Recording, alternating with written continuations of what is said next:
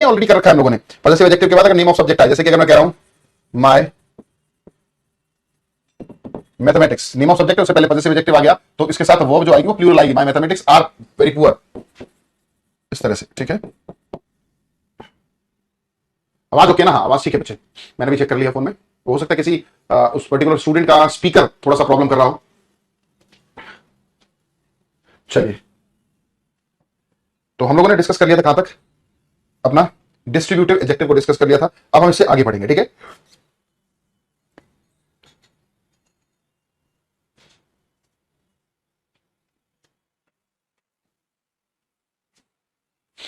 अभी बच्चा कह रहा है कि नाउन का क्लास 13 डिलीट है सर। अरे भाई ऐसा तो नहीं है, डिलीट कुछ नहीं होगा। डिलीट क्यों करेंगे हम लोग? यहां से क्यों डिलीट होगा बच्चा?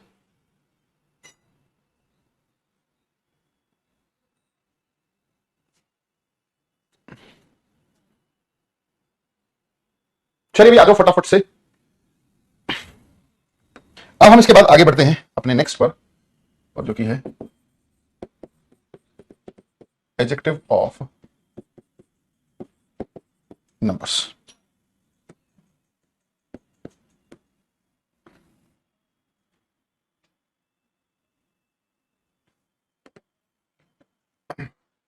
एडजेक्टिव ऑफ नंबर्स की अगर हम बात करें तो एडजेक्टिव ऑफ नंबर्स उन एक्सप्रेशंस को बोलते हैं जो बात नंबर्स को डिफाइन करने की करते हैं, है ना। जब हमें कुछ चीजों को नंबर में दिखाना होगा तो हमारे पास दो अलग अलग ऑप्शंस आते हैं बच्चे। वो दो अलग अलग ऑप्शंस क्या हैं उन्हीं को समझना है हमें एडजेक्टिव ऑफ नंबर्स में। ठीक है, फॉर एग्जांपल अगर मैंने आपसे कहा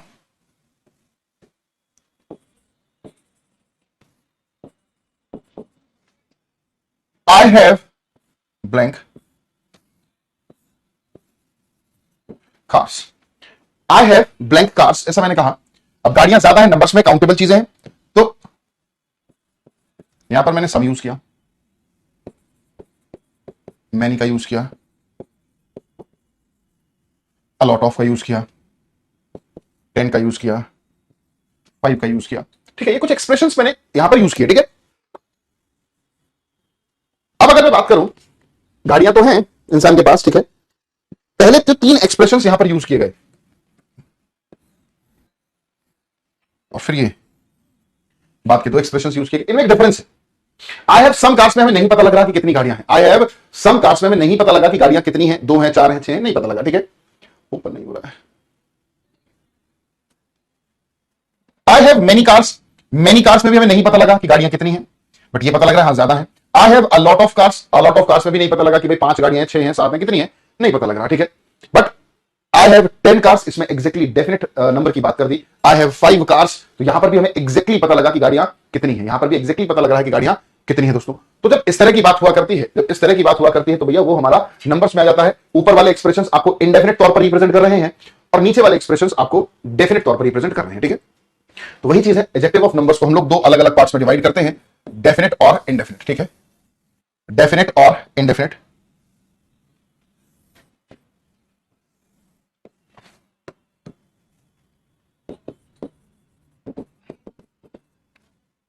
डेफिनेट और indefinite. One is definite and one is indefinite.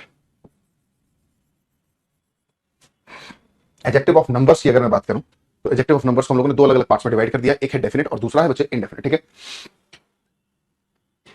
Definite की अगर मैं बात करूं, डेफिनेट की अगर मैं बात करता हूं तो अभी हम लोगों ने देखा जैसे 10 था, 5 था, डेफिनेट एग्जैक्टली नंबर की बात करें कि कितने का नंबर है ना। इंडेफिनेट में जैसे कि हम लोगों ने देखा सम, है ना, मैनी, अ लॉट ऑफ, इस तरह के एक्सप्रेशंस। अब पहले हम लोग बात करेंगे अपने डेफिनेट एक्सप्रेशंस की। सबसे पहले हम बात करेंगे बच्चे अपने डेफिनेट एक्सप्रेशन की। तो अगर मैं बात कर रहा हूं डेफिनेट की तो इसको 2 अलग अलग पार्ट्स में फिर हम लोग डिवाइड कर ले रहे हैं। एक होता है क्या, कार्डिनल, और दूसरा होता है बच्चे ordinal. One is cardinal and second one is ordinal. अब कार्डिनल की बात मैं करूं तो किसको रिप्रेजेंट करता है? कार्डिनल रिप्रेजेंट करता है टोटल नंबर्स को। कार्डिनल रिप्रेजेंट करता है बच्चे किसको? टोटल नंबर्स को। जैसे मेरे पास गाड़ी कितनी थी? 10 थी, तो टोटल नंबर ऑफ कार्स कितनी थी? 10। तो 10 इज व्हाट? कार्डिनल। ठीक है, बात अगर मैं ऑर्डिनल की करूं तो नाम से ही थोड़ा क्लियर हो रहा है। जो बात करें किसकी? ऑर्डर की, रिक्वेस्ट की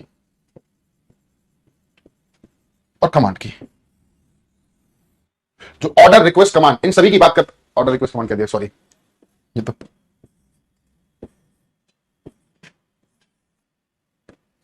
ऑर्डर रैंक पोजीशन, सॉरी है ना, ऑर्डर रैंक पोजीशन की बात करें तो उसको हम लोग क्या बोला करते हैं बच्चे, वो ऑर्डिनल एडजेक्टिव हो जाता है। ठीक है, तो कार्डिनल एडजेक्टिव क्या मतलब है, जो टोटल नंबर्स को रिप्रेजेंट करेगा, जैसे कि 1 2 3 4 5 and so on. Order rank position की बात करें तो बच्चे first, second, third, fourth, fifth and so on. ठीक है, तो ये हमारे टोटल नंबर को रिप्रेजेंट कर रहा है, और ये वाला एक्सप्रेशन ऑर्डिनल जो है वो ऑर्डर रैंक पोजीशन को रिप्रेजेंट किया करता है। जैसे मैं आपसे पूछ रहा हूं 2468, ये आपके हिसाब से क्या है? 2468 की अगर मैं बात करूं तो बताएं जल्दी से, ये आपके हिसाब से क्या है?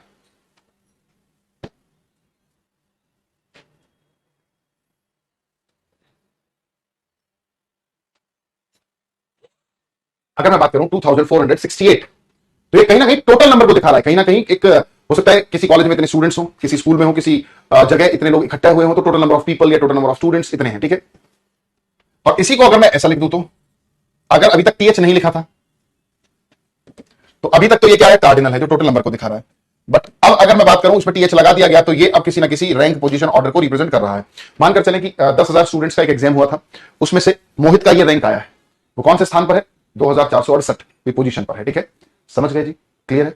तो इंग्लिश में कोई भी डिजिट अगर आपको लिखी मिल जाए, जैसे कि ये मिल गया 169, 1218, 619, 7126, कुछ भी हो, ये सब क्या है? They all are adjective. Adjective में भी कौन से एडजेक्टिव? Cardinal adjective. ठीक है, कार्डिनल, समझ पाए? इजी है। चलो,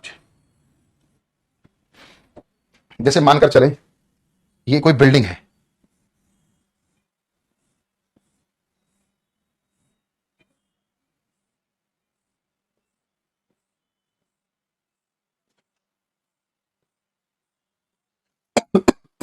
ये एक बिल्डिंग है मान लेते हैं, इसमें टोटल नंबर ऑफ फ्लोर्स कितने हो गए? 1 2 3 4 5 6, अरे 1 2 3 4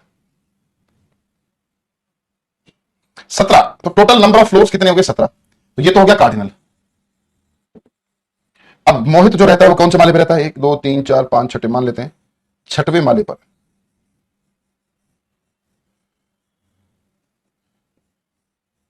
छठवें माले पर कौन रहता है? मोहित रहता है। तो 6 क्या हो गया? ठीक है, समझ पाए? 1 2 को किस एडजेक्टिव में बोलेंगे बेटे? 1 2 3, 1 2 3 ये हो तो गए, 1 2 3 4 5 ये कार्डिनल लिखा तो बच्चे, इसमें पूछने की जरूरत है? जल्दी से बताओ, यहां तक किसी को कोई डाउट है क्या?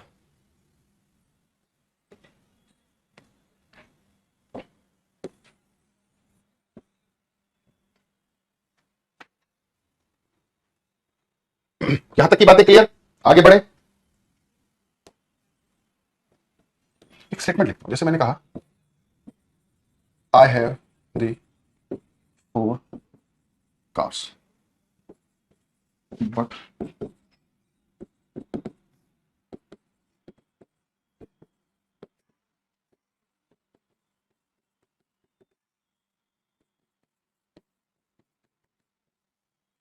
देखेंगे, I have the 4 cars but third car is not working properly. देखें एक बार इसको,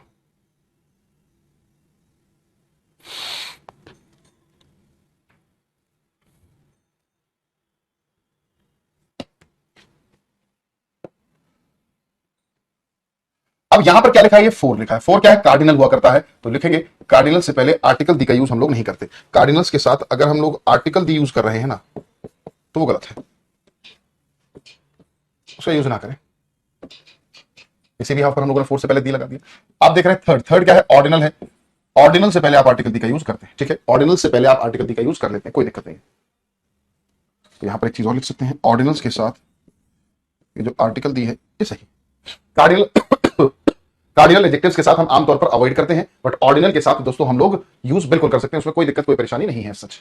ठीक है, इजी हो गया। चलिए जी, एक और कंडीशन देखते हैं, इसमें इंपॉर्टेंट है।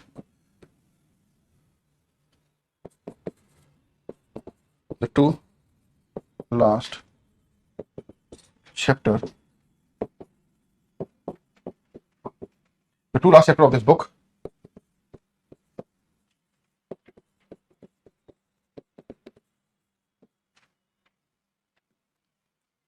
इसको देखते हैं। The two last chapter of this book is very interesting. इसमें क्या कुछ होना चाहिए, कुछ गड़बड़ लग रही है क्या इसमें? The two last chapter of this book, पहली बात तो कितने चैप्टर की बात की गई? 2 की बात की गई। जब बात 2 की गई है तो हम लोग चैप्टर्स करेंगे ना कि चैप्टर, और जब बात ही चैप्टर्स की हो रही है तो इज ना होकर दोस्तों यहां पर हमें क्या करना होगा? आर करना होगा। यहां पर ये 2 गलतियां थी। इसके अलावा भी एक छोटी सी गलती और है, वो क्या है? देखो यहां पर ये कार्डिनल है और लास्ट ऑर्डर को दिखा रहा है तो ये ऑर्डिनल हुआ। जब भी कभी कार्डिनल और ऑर्डिनल एक साथ जुड़कर आ जाएं, है ना, दोनों एक साथ आ गए हैं, तो ऐसी सिचुएशन में क्या करना होता है हमें?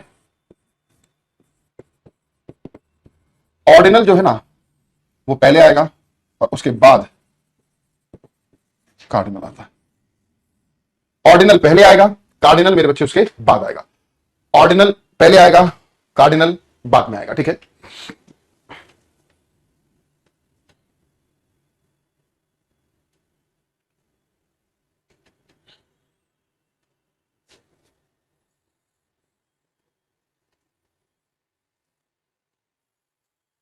तो देखेंगे, करेंगे करेक्ट क्या होना चाहिए।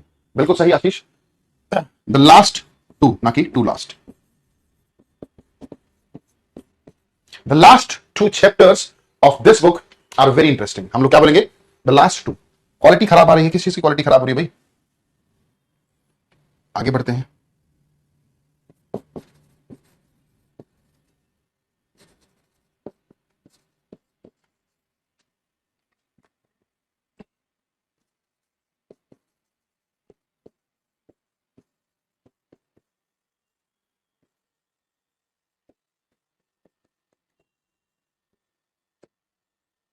चलिए देख लेते हैं। तो यहां पर 4 और लास्ट एक साथ आ गया, गलत है। हमें क्या करना होगा? The last 4, the last 4 boys, the last 4 boys of this row, ऐसा हम लोग करेंगे।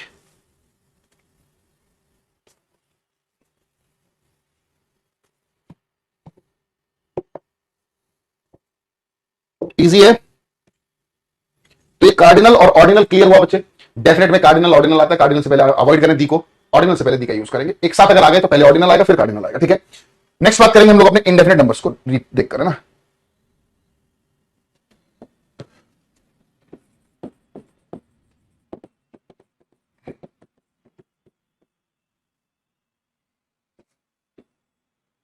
इंडेफिनिट नंबर्स की अगर मैं बात करूं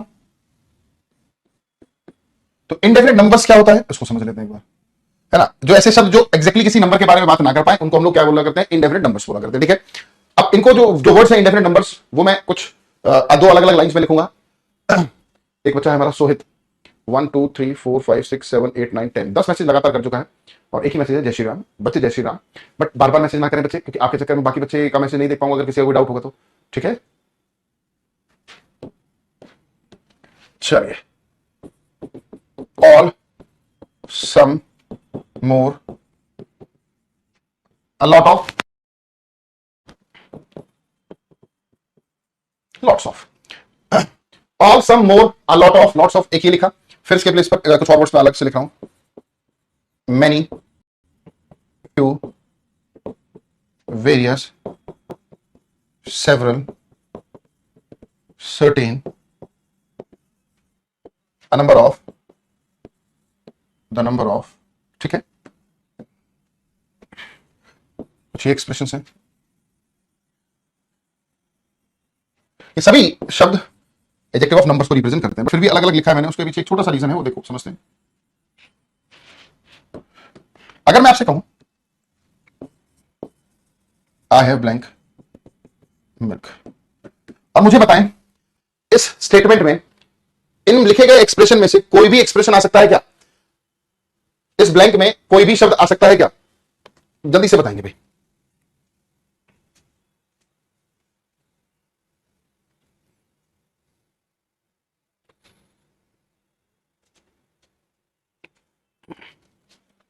देखेंगे फटाफट से कौन सा ऐसा वर्ड इस ब्लैंक में आ सकता है। थैंक यू आशीष मेरे बच्चे।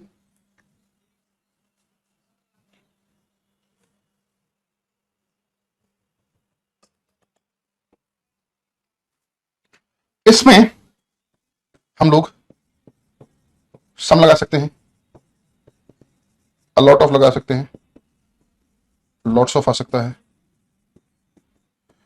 हमने देखा सम आ जाएगा, अ लॉट ऑफ आ जाएगा, लॉट्स ऑफ आ जाएगा, बट मैनी नहीं आ सकता। मैनी यहां पर नहीं आ पाएगा बच्चे, क्यों? क्योंकि ये ऊपर लिखे गए वर्ड्स ना क्वांटिटी और नंबर्स दोनों के लिए आ जाते हैं। क्वांटिटी एंड नंबर्स दोनों के लिए आ जाते हैं भैया, बट नीचे वाले एक्सप्रेशंस सिर्फ और सिर्फ नंबर्स को ही एक्सप्रेस कर पाएंगे। सर आप इतना डेकोरेट क्यों करते हो, आपकी हैंडराइटिंग ऑलरेडी बहुत सुंदर है। यस, यही तो सुनना चाहता था मैं। मजाक। दोस्तों ये इसलिए थोड़ा बहुत डेकोरेट इसलिए कर देते हैं कि कुछ महानुभाव हमारे ऐसे होते हैं जो खुद के नोट्स नहीं बनाते, हमारे नोट से पढ़ते हैं, ठीक है ना। ये क्योंकि पीएनजी आपको रोज मिल जाती है तो पढ़ने में थोड़ा सा अट्रैक्टिव लगे, अच्छा लगे, इसलिए थोड़ा बहुत उनके लिए किया जाता है ना। चलो समझ पाए। तो ये क्वांटिटी और नंबर्स यानी काउंटेबल अनकाउंटेबल दोनों नाउंस के लिए आ जाएंगे, बट ये वाला एक्सप्रेशन सिर्फ और सिर्फ काउंटेबल के साथ ही आ सकते हैं, है ना। पहला डिफरेंस क्लियर हुआ। चलिए जी अब आगे बढ़ते हैं, कुछ और कंडीशंस को देखते हैं जो कि इंपॉर्टेंट है। मैंने आपके सामने लिखा many student, many a student is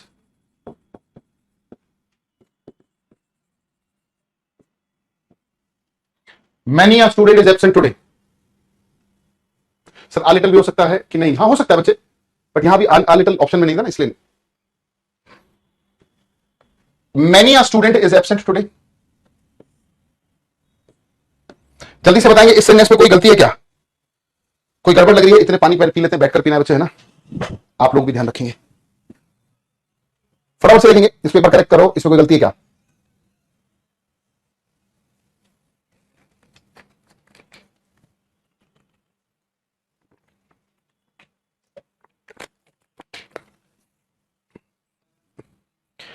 यार ठंडा पानी मत रखा करो भाई।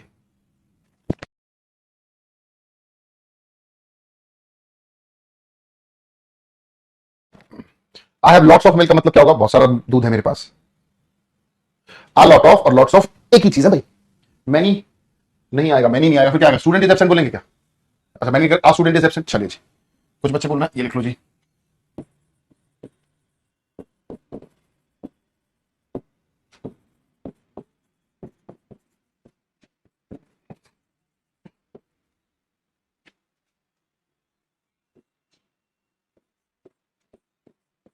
नीचे वाला तो सही है ही है, आमतौर पर हम ये वाला सेंटेंस तो बहुत बार यूज करते ही हैं। Many students are absent today, इसमें तो कोई दिक्कत ही नहीं है। दिक्कत ये थी कि हमें ये लग रहा था कि ये वाला सेंटेंस गलत है, पढ़ने में थोड़ा अजीब सा लग रहा था, जबकि बच्चे ऐसा नहीं है, ये दोनों के दोनों सेंटेंसेस करेक्ट है, इसमें कोई दिक्कत नहीं है, both sentences are correct. Mind में आता है कि सर मैनी के साथ ए क्यों यूज हुआ, तो आइए जानते हैं। हमारे पास दो एक्सप्रेशन है, एक एक्सप्रेशन है बच्चे मैनी और एक एक्सप्रेशन है मैनी के साथ आ या एन।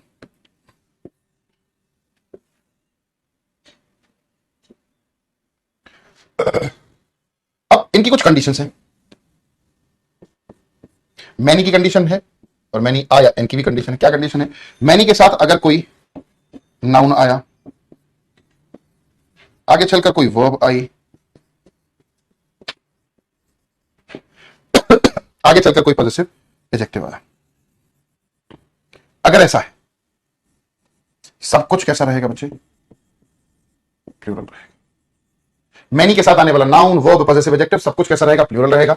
और अगर हम बात करें मैनी आ या एन की, तो इनके बाद आने वाला कोई भी नाउन, कोई भी वर्ब या फिर कोई भी पॉजिटिव एडजेक्टिव, ये सब कुछ कैसा रहेगा?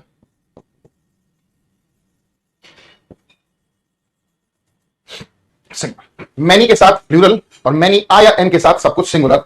बात करते हैं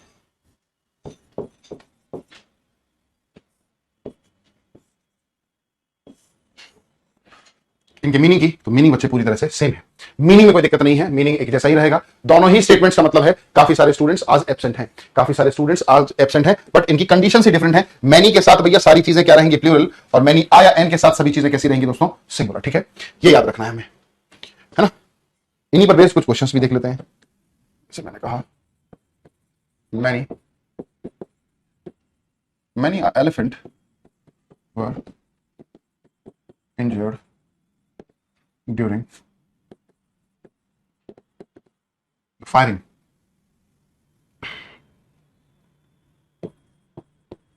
Many student are eager to join our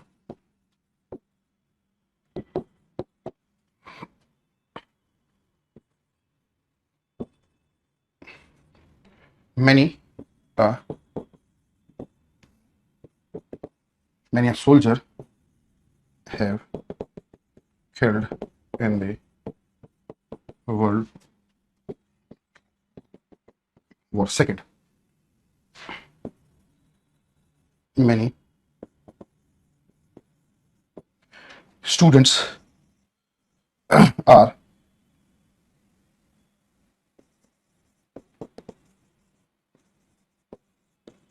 moving abroad for चलिए देखते हैं क्या यूज किया बच्चे हम लोगों ने मैनी आ तो उसके साथ नाउन कैसा रहेगा सिंगुलर रहेगा है ना नाउन सिंगुलर है नाउन तो सिंगुलर है बट वर्ब कैसी होनी चाहिए वो भी सिंगुलर होनी चाहिए तो बच्चे यहां पर वर्ब का यूज ना होकर हमें क्या यूज करना होगा वॉज तो मैनी एलिफेंट वॉज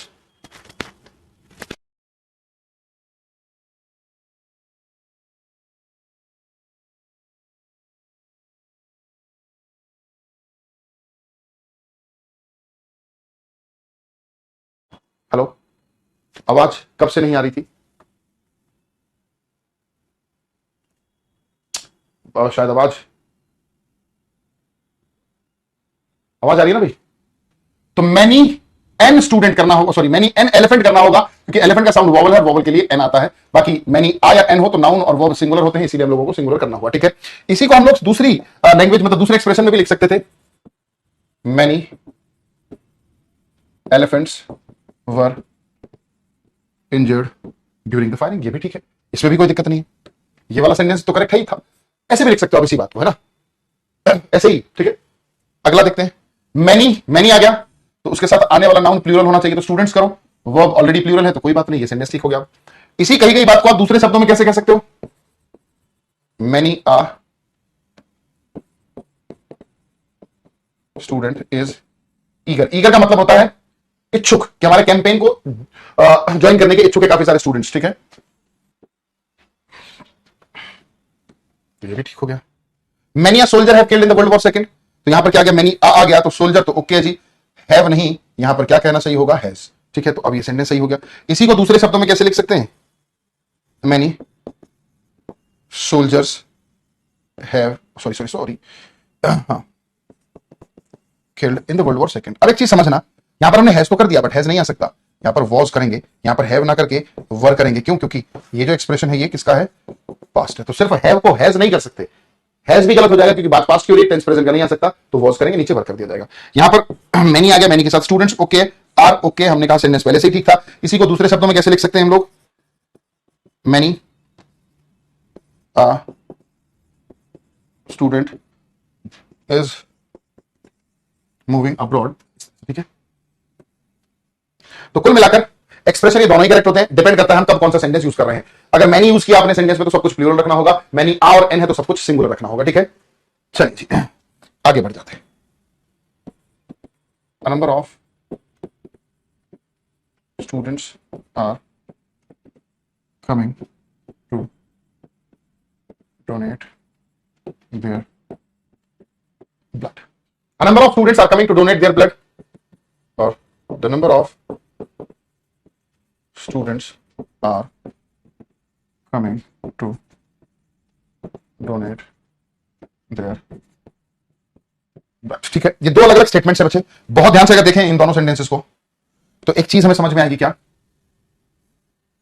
ये दोनों के दोनों सेंटेंस बिल्कुल सेम ही है number of students are coming to donate their blood आपने देखा कि बिल्कुल सेम है सेंटेंस डिफरेंस है तो आ और दा का है आ और दा का मतलब भी यहां पर किससे है अ नंबर ऑफ से और द नंबर ऑफ से है ना हमने कहा ऊपर वाला सेंटेंस सही है नीचे वाला सेंटेंस गलत है आप बहुत ध्यान से देखें सेंटेंस को तो a number of the number of को हटाते तो सारा सेंटेंस सेम है इसका मतलब आ नंबर ऑफ की ऊपर कंडीशन सेटिस्फाई हो गई होगी इसीलिए ठीक है द नंबर ऑफ की कंडीशन सेटिस्फाई नहीं हुई होगी इसीलिए यहां पर सेंटेंस गलत हो जाएगा तो पहले आ नंबर ऑफ और द नंबर ऑफ की कंडीशन ही देख लेते हैं फिर कर लेंगे इनको correct a number of the number of ठीक है आ नंबर ऑफ के बाद आने वाला कोई भी नाउन कोई भी वर्ब या आगे चलकर कोई भी पॉजेसिव एडजेक्टिव अगर यूज किया गया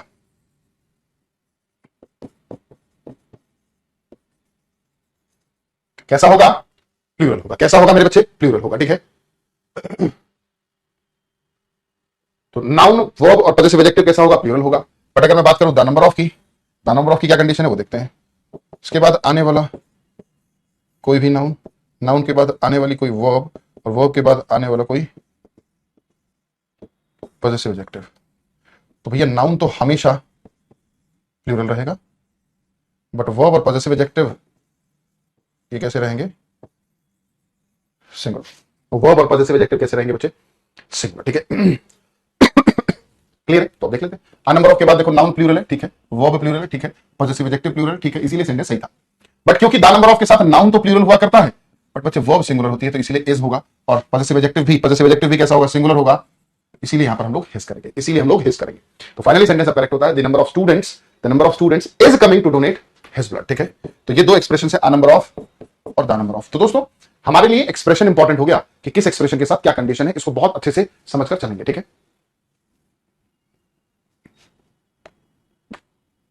समझ पा रहे हैं? चलिए जी, तो सेंटेंसेस पर देख लेते हैं। The number of bus have been purchased by the transport authority. The number of bus have been purchased by the transport authority. A number of application have risen this year by 50%.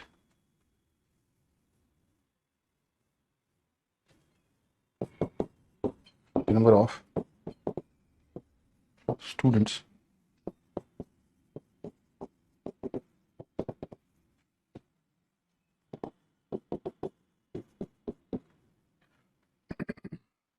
the number of students are protesting against the SSC। जल्दी से देख लेंगे भाई क्या use किया? The number of. The number of आ गया तो भैया नाउन तो प्लूरल होगा, बसेस करो, वर्ब सिंगुलर होती है, तो ऐसे करेंगे the number of buses has. ठीक है, the number of buses has been purchase. हाँ, अगर आ होता ना, आ नंबर ऑफ होता तो बसेस तो करते, बट हैव को हैवी रहने देते। ठीक है, अगले की बात करते हैं। यहां पर क्या हो गया? आ नंबर ऑफ, तो एप्लीकेशन नहीं, एप्लीकेशंस करो, और हैव तो ठीक है, कोई दिक्कत ही नहीं है। द नंबर ऑफ आ गया तो द नंबर ऑफ के बाद नाउन तो प्लूरल होता है, ठीक है, बट वर्ब सिंगुलर होती है, इसीलिए इज कहना सही होगा, इज कहना सही होगा। यहां पर आप एक और सेंटेंस बनाकर लिख लेंगे, a number of buses have been purchase. A number of आया तो बसेस और हैव रहेगा। यहां पर द नंबर ऑफ करके लिख लेना, the number of applications has risen, ऐसा लिख लेना। द नंबर ऑफ स्टूडेंट्स है तो अ नंबर ऑफ स्टूडेंट्स के साथ आर रहेगा, इस तरह से आप लोग लिख सकते हैं। तो कुल मिलाकर हमारे लिए मेरे बच्चे क्या इंपॉर्टेंट है? जो एक्सप्रेशन हम लोग यूज कर रहे हैं ना, वो इंपॉर्टेंट है। ठीक है, जो एक्सप्रेशन हम लोगों ने यूज किया वो इंपॉर्टेंट है। आशा करता हूं भैया यहां तक की बातें समझ में आ गई होंगी। जल्दी से बताएंगे दोस्तों, फटाफट से बताएंगे।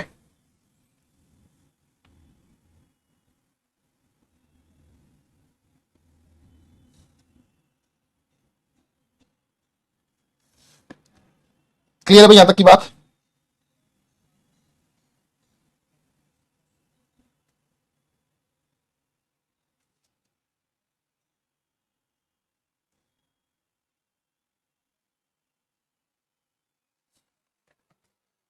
सर मैंने आपकी वोकैबुलरी की क्लास कर ली, अच्छी बात है मेरे बच्चे। तो एक चलो एक सेंटेंस में दे रहा हूं, ये होमवर्क के लिए आपका, फिर मुलाकात करेंगे नेक्स्ट क्लास में।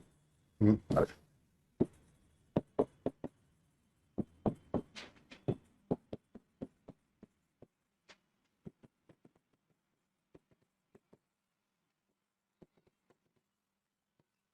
ये स्टेटमेंट बच्चे आप लोगों के लिए होमवर्क है, ठीक है, ये जो स्टेटमेंट है ये आप लोगों के लिए होमवर्क है। कल की क्लास में शुरुआत बच्चे हम लोग यहीं से करेंगे। ठीक है, तो आशा करता हूं समझ में आया होगा। तो मुलाकात होगी कल, तब तक के लिए दोस्तों गुड बाय, ठीक है, लव यू ऑल।